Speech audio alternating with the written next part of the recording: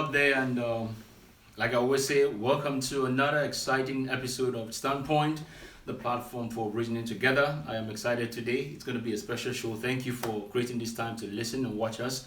And I want to just say a big thank you for all of you out there who've been supporting us, who've been, making us know that you love us and you're sending your questions and comments. We really cherish it. Thank you so much. Today we want to talk about an interesting topic: what wives want. Now this is a big show. It's more like what wives want to know from men, and what wives from husbands, and what wives want husbands to know. Today, to discuss this with me, I have two guests. To my left, I have my beautiful wife, Bumi Dimas. We've been married for 8 years. We're going to be talking here. Now, this show is not to put anybody's business out there. It's just for us to encourage you out there.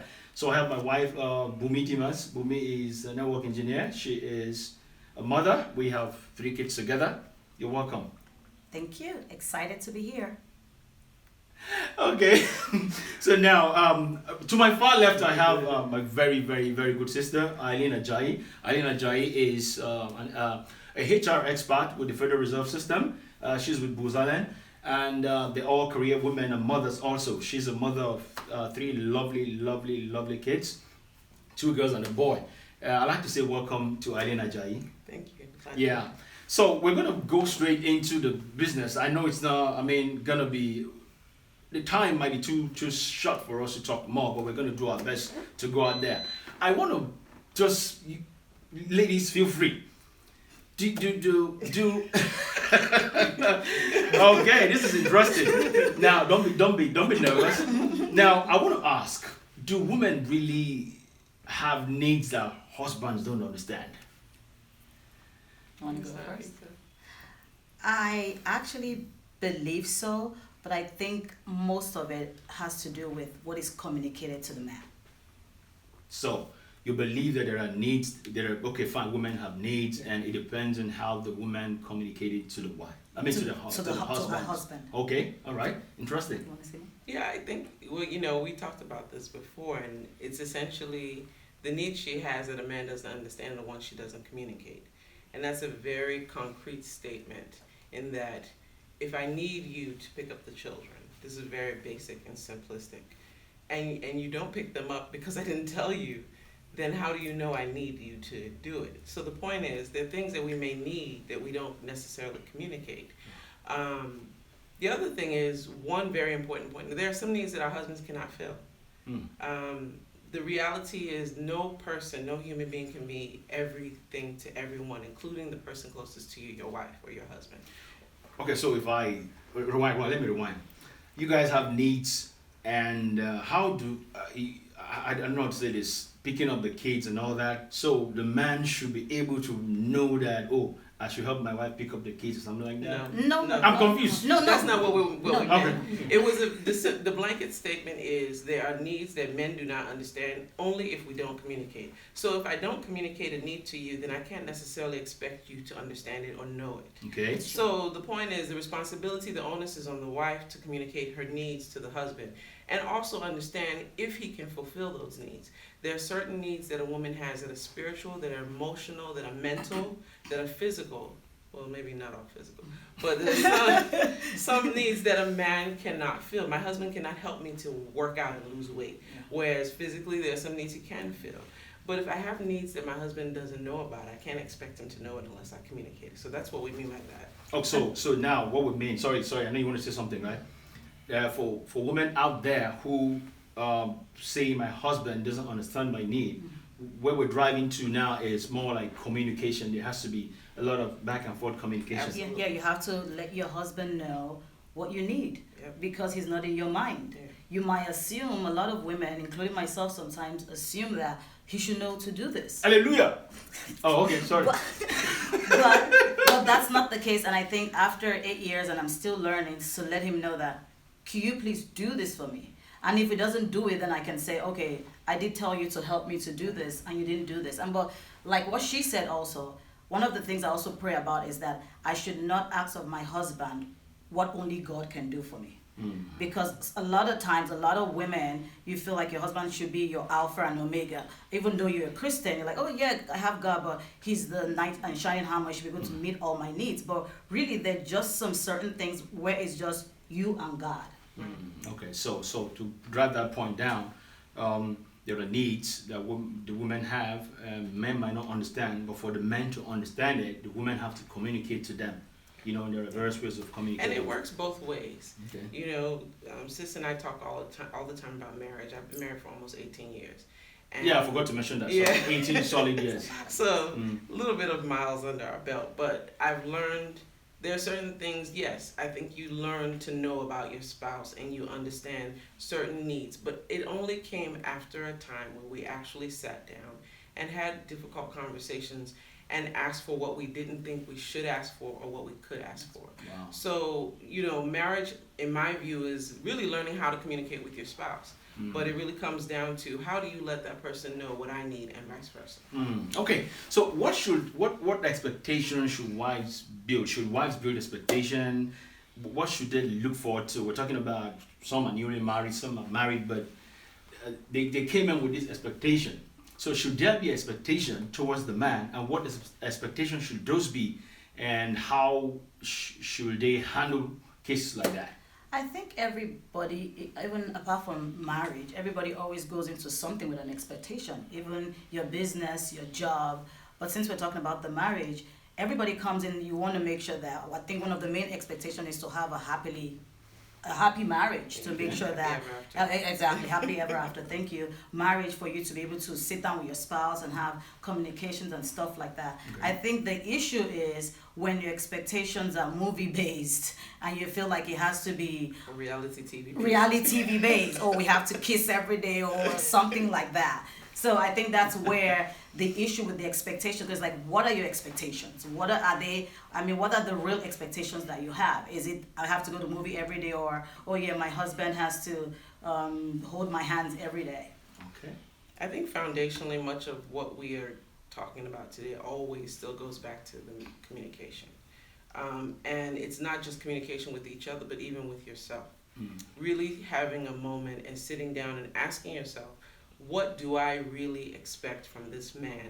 And what do I really expect from this woman? Either before marriage, in marriage, 20 years down the line. It's a constant question you should be asking yourself.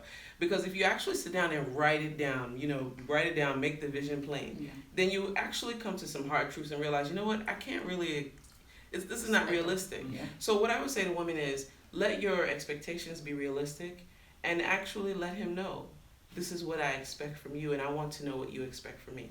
If you expect me, we laughed about this the other day, if you expect me to be a grand chef cooking on Cooking Channel level and I can't boil water or cook air, you're going to be very disappointed. But at the same time, husbands, you may expect to have sex 5 times a week. That's something that you should talk about. Some women may have the expectation that they're going to live a champagne life but only have a 40-ounce budget. We need to talk about that. Yes. Okay. So now, bottom line is that expectations differ. I know that like she said, there's a lot of expectation from some women. That, I went to the mall 2 days ago, and I saw this gentleman, and I'm going to be playing here with his lady. I didn't have the time to see if they were married or so, but here's my conclusion. Some men do it, some men fail in it, and this is what happened. They were parked next to me. The guy walked up to the other door, opened the door for the lady, and she went in, and then he went around. Now, that's a good culture, and this is the general complaint we hear. Why? You used to do this for me when we were married, now you don't do it again. You used to write me poems when we were dating, now you don't write me poems anymore. Well, we're going to address that in a different session with the men. But some of these expectations are really causing a lot of problems. I mean, right now I have 3 kids. Hello, when I'm trying to put the 3 kids into the car, I mean, okay, it's not going to be feasible, but how do we relate some of these day-to-day happenings to? I think for me, as much as you have those expectations, you also have to realize that it's a give and take. And you have to be considerate. Like you said, sometimes in the morning, we're rushing through with the kids and trying to put 3 kids a little over 5, I mean under 5, and put them in the car, and then you're already late, and you're like, okay, are we still gonna get this kiss? Are we gonna get this hug? Or are you just gonna say, oh, I love you, have a good day, the Lord bless you? So I think you have to kind of figure out where you are, the situation, what's going on at that point in time. For me also is, as much as you have expectations, also be considerate of the other person's expectations. It's not only about you. But just back to what you were saying, good night. Like good morning, bye, have a good day. We do that all the time. Sometimes we do the hug, we do the kiss, and sometimes it's like, oh, I'll see you later, and we probably catch up on the phone when you're driving to work. Right. Yes, right. I think it's a good point. I like the example because it reminds me of those days when I had 3 people in diapers and 3 people in car seats. When our kids are very close together in age. What I would say is, while there are expectations, there also needs to be the room and flexibility to adjust. Okay. Like you said, when you guys got together, there was the romance, the poems, the kissing and hugging and all that stuff, and then suddenly twins come in and it's like, no, you don't have time for all that. So you adjust. When we got married, we got pregnant pretty much right away. And after that, it was life and diapers and nursing and no sleep. But we adjusted. At the time, we had no cell phone when I was pregnant with my first child. By the time the other two came, there was a cell phone, so there was constant text messaging, little love notes. We made so if you wanted to do something, text it to him. There were other ways still do. You guys used it to control. Okay, just no to problem. communicate. Just to communicate. Thank you. Just to no communicate. control. Yeah. Okay. Yeah, All no right. control. Okay. All right. But the point is, you adjust to the life you have, recognizing that foundationally we are still a unit and we need to work to maintain that unit. When my husband and I got married, we didn't date much. We literally met and 2 days later got engaged. We knew that this is my spouse. And I always teased him that you got me too easy. You didn't date me before we got married. So I tell him, you need to date me. I need to get flowers. I need to have some romance. And he's looking like, okay, fine. But at least I communicated the expectation. And the beauty of it is, it may not look the way I imagined, but it's really wonderful because at least he tried. Yeah. Okay. All right. Time is fast spent here. Let me just say this. What do wives want husbands to know? That's a loaded question. At least Yeah. Can you make it? Yeah, where do I start? Okay. Can you just give us tip? What does husbands want? What do wives want husbands to know? You guys always say we don't understand. Okay. So now. Well, here's one just to answer that point. You don't need to understand us. You don't need to understand us. You just need to love us, lift us up in prayer every moment you can, and trust that God is going to work everything out together for all our goods. The reality is, I'm not the woman I was 20 years ago. I'm not the woman I was 15 or even 5 minutes ago. I am constantly changing. I'm learning more about myself every day. There are things I know about me that I didn't know a year ago. And so the journey of becoming me and being me means that he's there for the ride. Yeah. So just enjoy the ride. Okay. Let's just have a good time together and enjoy this life we have together. Okay, you want to say something? I would love my husband, since I have the opportunity, or rather that you want our husbands to know is that we're fully committed. Yeah. We're in this for the whole ride, and we're willing to do what it takes to make this work. But like she said also, we're changing, we're evolving all the time. And also I would love husbands or my husband to know that you can solve all my issues. You don't have answers. Sometimes I just want you to listen. Sometimes I just want you to be that bounce or whatever, the punching bag for whatever. Really? No, not punching bag. Not punching bag like just that. Hold my hand. Go through it with just to whatever. No, just trying to be sure. No punching. No punching bag. No punching bag. But yeah, that's pretty much it. Okay, so just second to the last question is, what do wives want to know from husbands? What do I want to know? What do wife wants to know? The wives also want to know that the husbands are in this for the whole ride. They want to know that you're committed. They want to know that you love your wife. You have to express that love to your wife. You can go ahead. One of the things I think is really important, and I know men are not talkers, and that's a general statement because it changes for every person. But a bit of candor and honesty. My husband is very quiet and he's shy. He's open, but he's shy. He doesn't say the things that are hard for him to say as a conservative individual. And what has been the journey for us is teaching him and learning how to communicate with him and teaching him to open up and say what may be difficult for him to say. So, candor, honesty, it's just not just for me to be, and this is not saying about him, but generally, women want to be their husband's best friend to some extent. Yeah. I mean, yeah, you've got your buddies and they are your best friend in that way. Let me be your best friend in the way we can be.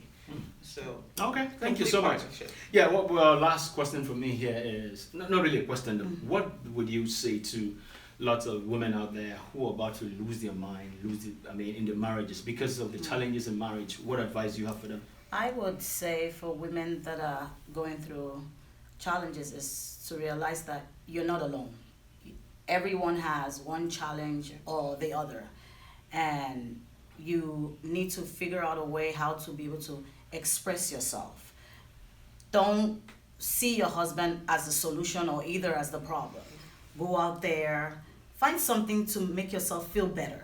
Because sometimes some of the challenges might be with you and the husband, it might be with you and the kids, or just trying to balance your daily life can actually be a huge challenge. So go out there, if you have friends, family, do something that makes you happy.